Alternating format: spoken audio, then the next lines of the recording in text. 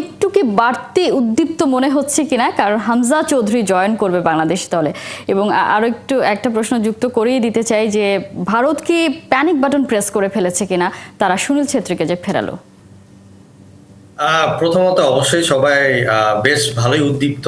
আমি তাদের ট্রাভেল করার আগে তারা কয়েকদিন বসুন্ধরা কিংস অ্যারিনায় প্র্যাকটিস করেছিল এবং সেখানে সবাই প্র্যাকটিসও দেখেছি।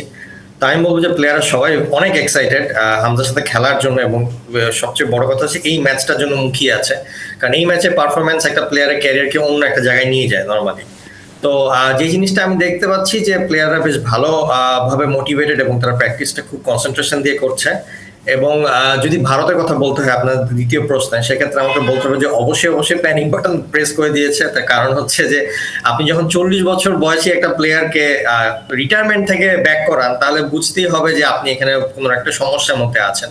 কারণ ফুটবলে নর্মালি সবসময় সবাই চেষ্টা করে যে স্ট্রাইকিং এ যারা থাকবে তারা কিনা এনার্জেটিক, তারা কিনা ফিজিক্যালি ফিট, এবং যারা কিনা একটা নির্দিষ্ট এজ রেঞ্জের মধ্যে আছে, তার মধ্যে আর কি একটা স্ট্রাইকারকে সিলেক্ট করতে। এখন সুনীল ছেত্রী এত ঘটা করে বিদায় নিল এবং যাকে কিনা ধরেই নিলাম যে তারা খেলবে না, তো সে যদি এরকম হতো যে তার বয়স 32 থেকে 35-এর মধ্যে, তাহলেও একটা লজিক্যাল পয়েন্ট অফ ভিউ ছিল সুনীল ছেত্রীকে ব্যাক করানোর। কিন্তু 40 বছর বয়সী স্ট্রাইকারকে জোর করে আবার ব্যাক করানো রিটায়ারমেন্ট থেকে, এটার অর্থই হচ্ছে যে তারা ক্লুলেস। সত্যি কথা বলতে স্ট্রাইকিং এ তারা ক্লুলেস যে তারা কিভাবে গোল দিবে এবং কিভাবে ম্যাচটা ছিনিয়ে নিয়ে আসবে।